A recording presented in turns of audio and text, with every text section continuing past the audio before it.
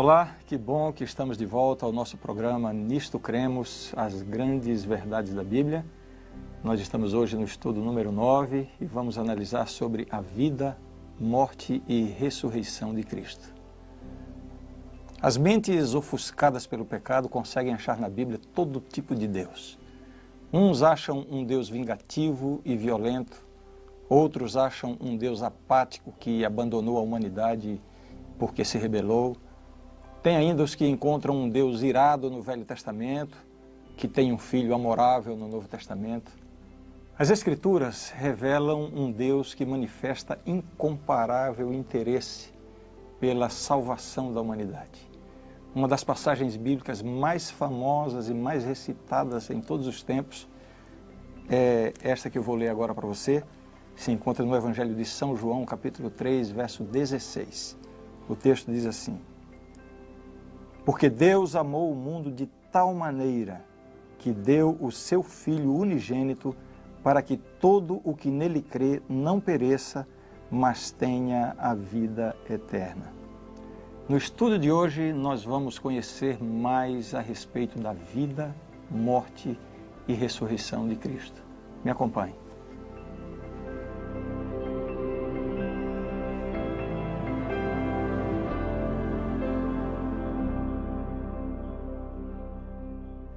A Bíblia revela que Jesus é o Cordeiro que foi morto desde a fundação do mundo. Veja só esse texto. E adorá-la-ão todos os que habitam sobre a terra, aqueles cujos nomes não foram escritos no livro da vida do Cordeiro, que foi morto desde a fundação do mundo. Quando Adão e Eva pecaram, Deus tomou a iniciativa de procurá-los com uma oferta de salvação.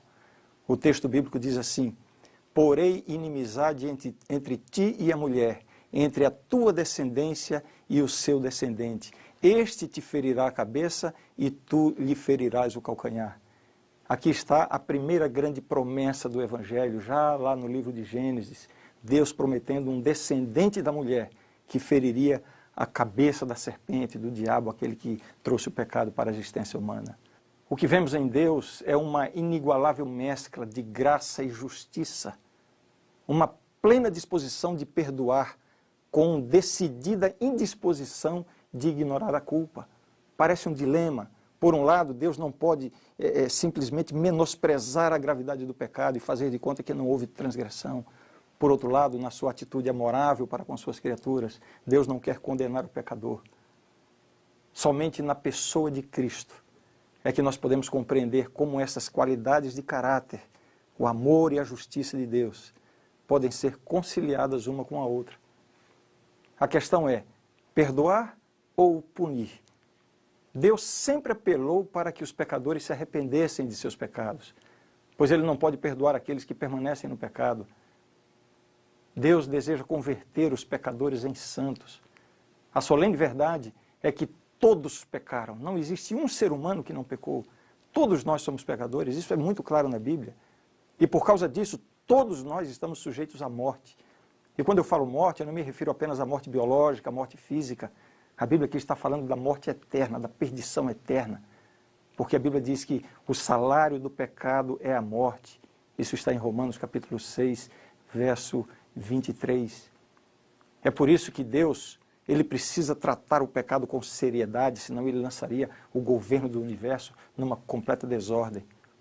Ao mesmo tempo, porém, Deus anseia salvar o mundo rebelde. Ele odeia o pecado, embora manifeste o mais amorável interesse por todo pecador.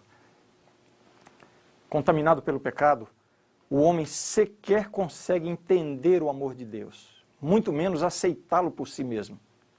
Veja o que disse o apóstolo Paulo a esse respeito. E desprezas a riqueza da sua bondade, tolerância e longanimidade, ignorando que a bondade de Deus é que te conduz ao arrependimento. Somente pela bondade de Deus. O outro texto diz assim: Porque pela graça sois salvos, mediante a fé, e isto não vem de vós, é dom de Deus. Existe um tema na Bíblia chamado de o ministério da reconciliação. 2 Coríntios capítulo 5, 19 nos apresenta da seguinte forma: a saber, que Deus estava em Cristo reconciliando consigo o mundo, não imputando aos homens as suas transgressões, e nos confiou a palavra da reconciliação. O processo de reconciliação tem sido associado com o termo expiação. Esse é um termo na teologia que denota apropriadamente um estado de reconciliação que põe fim a um estado de desestabilização das relações. Foi isso que Jesus alcançou com a sua morte na cruz. A reconciliação do homem com Deus. Mas o significado da palavra expiação vai além. Você deve conhecer um pouco a respeito do ritual do santuário lá no Antigo Testamento. Como é que funcionava toda aquela economia religiosa do povo judaico. Uma explicação rápida. Funcionava mais ou menos assim. Um pecador israelita cometia um pecado. Ao cometer um pecado, ele se sentia culpado, né? Era lançada sobre ele a culpa pelo pecado. Então, para obter o perdão do pecado, era necessário que ele pegasse um cordeiro do seu rebanho, conduzisse esse animal até o sacerdote, lá no templo, lá no santuário. E então, ele deveria confessar o seu pecado com as mãos impostas sobre a cabeça do animal. Nisso havia um simbolismo, ele estava simbolicamente transferindo o seu pecado para o animal. Em seguida, ele precisava matar o animal. Vejam que coisa dramática. O pecador tinha que sentir que uma vítima inocente, que não tinha nada a ver com o pecado dele, estava ali recebendo o pecado dele e morrendo por isso. Em seguida, o sacerdote pegava um pouco do sangue desse animal, levava para dentro do santuário e aspergia o sangue lá dentro. Então, vemos nesse cerimonial duas dimensões do ministério de Cristo. Todo esse cerimonial simbólico. É claro que o perdão alcançado não era por causa da morte do cordeiro. Aquele animal não tinha mérito nenhum para conferir perdão ao pecador. Era um gesto simbólico, né? E como eu disse, esse gesto apresenta as duas dimensões do ministério de Cristo. A primeira, simbolizada pelo animal que era morto, o que simbolizava a morte de Cristo como pagamento pelos nossos pecados. A segunda era a ação do sacerdote conduzindo o sangue até o santuário, símbolo da atividade intercessora de Cristo no santuário celestial em favor do pecador. Hoje nós vamos tratar da expiação mediante a morte de Cristo. Sobre a sua obra de intercessão, nós veremos mais adiante na lição número 23. A morte de Cristo na cruz foi a forma que Deus encontrou para garantir perdão ao pecador arrependido e, ao mesmo tempo, cumprir as exigências de sua eterna lei. Dessa perspectiva, a morte de Cristo foi uma necessidade. E entenda bem, uma necessidade, primeiramente de Deus e depois do pecador. A morte de Cristo, Deus precisava dela.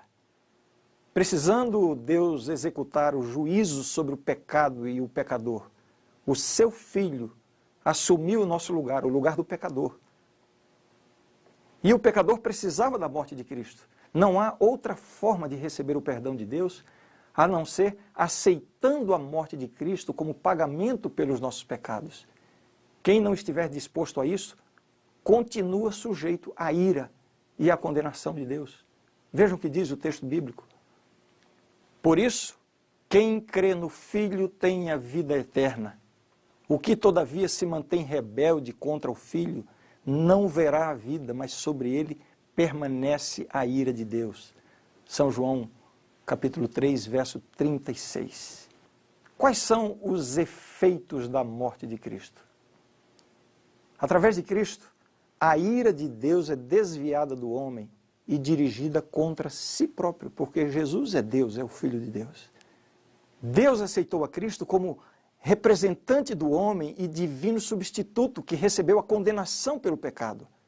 Através do sacrifício de Cristo, o pecado é expiado ou remido. O pecador experimenta perdão, remoção da culpa pessoal e purificação do pecado. Por intermédio de sua morte, Cristo rompeu o domínio do pecado, extinguiu a escravidão espiritual e removeu a condenação e a maldição da lei, e ainda tornou disponível aos pecadores arrependidos a vida eterna. A humanidade passa a ser novamente propriedade de Deus. Assim, fica claro que Jesus morreu por causa dos nossos pecados. É isso que nos ensina a Bíblia.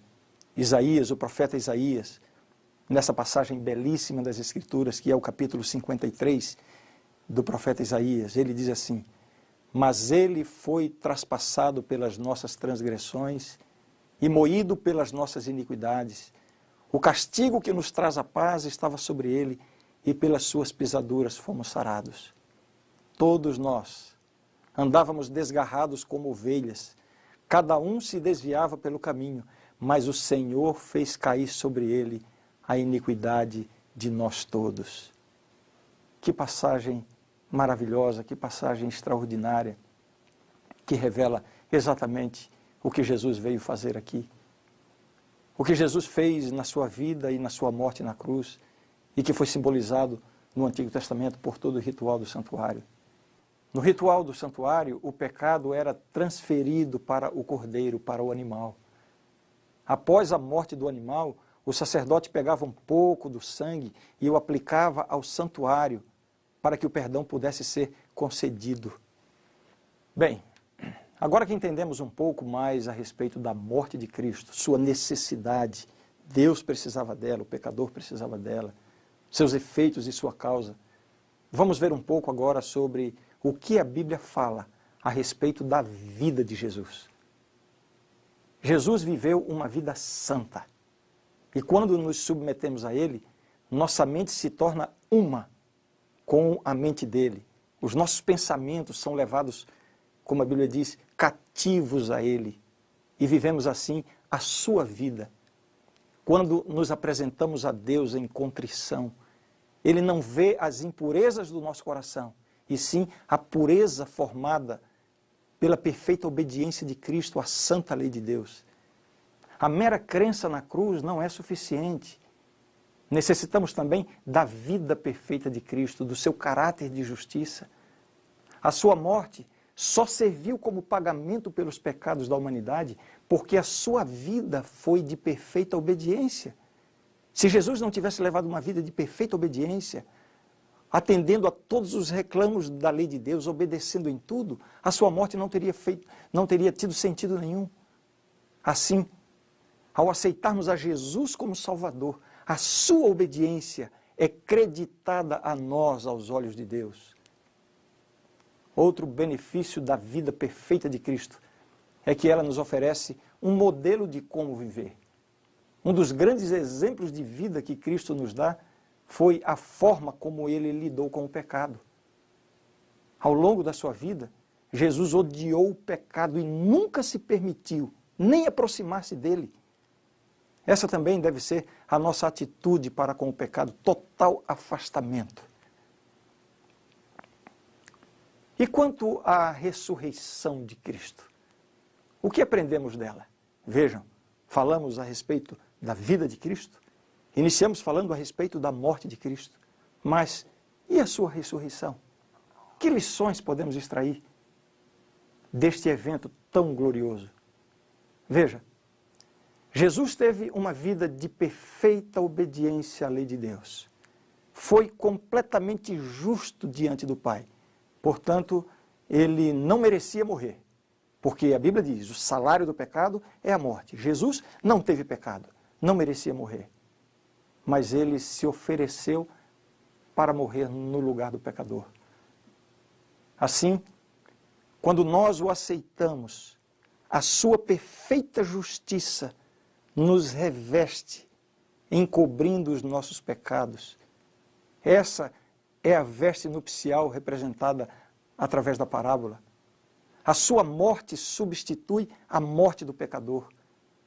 E a garantia de que tudo isso recebeu a aprovação do céu foi o fato de que Jesus ressuscitou dentre os mortos. Veja só quais são os resultados da ressurreição de Cristo. Em primeiro lugar, a ressurreição de Cristo nos dá a certeza da divindade de Jesus. Desse fato resulta o que podemos chamar de a completude do sacrifício.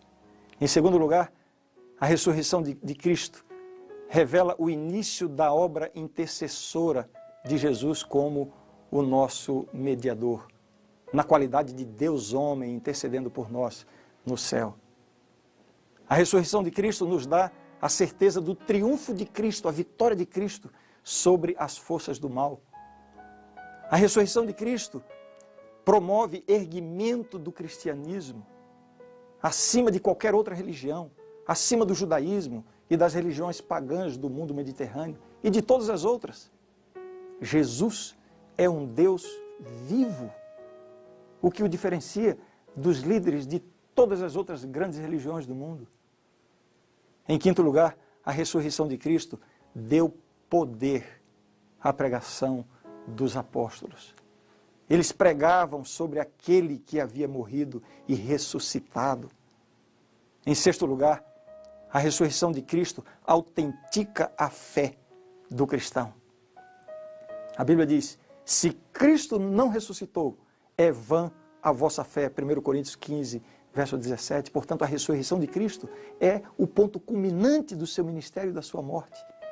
E, finalmente, a ressurreição de Jesus confirma a realidade da vida após a sepultura e demonstra a confiabilidade das promessas de vida eterna nele, feitas por Deus. A sepultura não é o fim. A Bíblia assegura a ressurreição dos filhos de Deus na volta de Jesus, para que eles vivam eternamente com Ele. E isso só será possível porque Cristo venceu a morte. Como eu já disse, a grande diferença entre o cristianismo e todas as outras grandes religiões do mundo é que o fundador do cristianismo não ficou no túmulo, ele vive e reina para sempre.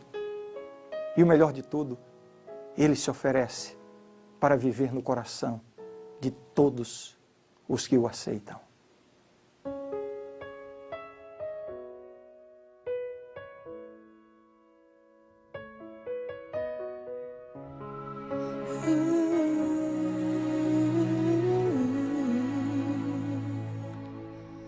Imagine quanta dor Jesus passou.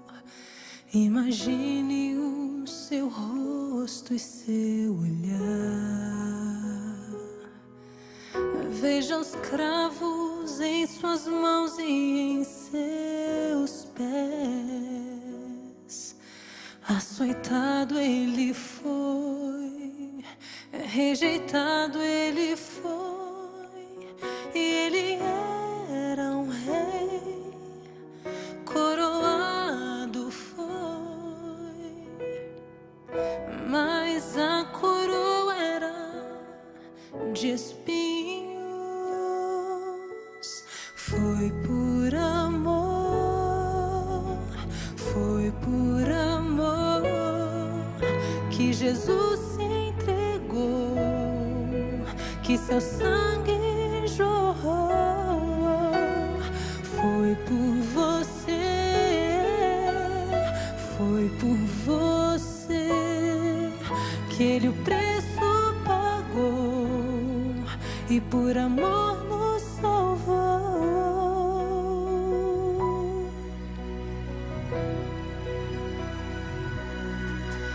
Eu não sou merecedor deste favor, sou tão pobre, miserável pecador. No Calvário meu Jesus se entregou, o Cordeiro de Deus, o Filho de Deus, e sobre si levou toda a culpa e dor. Por suas feridas ele nos salvou. Foi por amor, foi por amor que Jesus se que seu sangue jorrou. Foi por você, foi por você que ele o preço pagou e por amor nos salvou. Sacrifício se fez,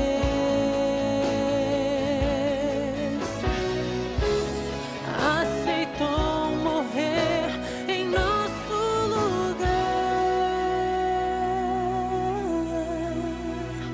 Foi por amor, foi por amor e foi por você.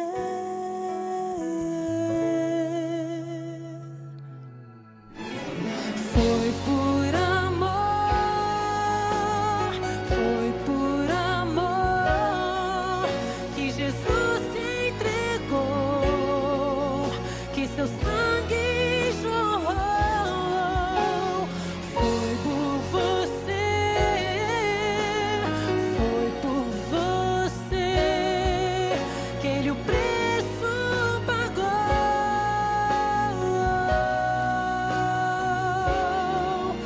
Por amor nos salvou.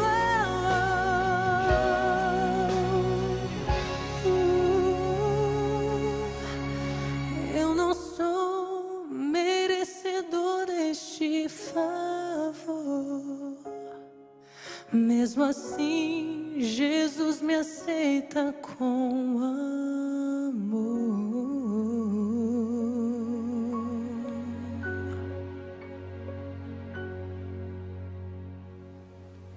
A grande verdade do estudo de hoje é esta.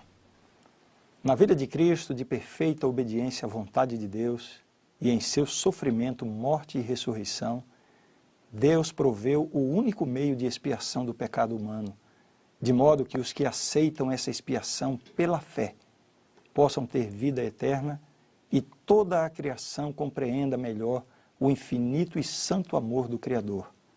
Esta expiação perfeita vindica a justiça da lei de Deus e a benignidade de seu caráter, pois ela não somente condena o nosso pecado, mas também garante o nosso perdão.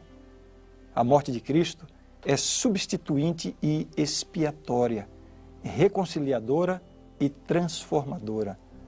A ressurreição de Cristo proclama a vitória de Deus sobre as forças do mal e assegura a vitória final sobre o pecado e a morte para os que aceitam a expiação. Ela declara a soberania de Jesus Cristo, diante do qual se dobrará todo joelho no céu e na terra. Esta é a verdade e eu creio nisto. No próximo tema nós vamos estudar um dos assuntos mais admiráveis da Palavra de Deus, a experiência da salvação. Espero vê-lo nesta oportunidade.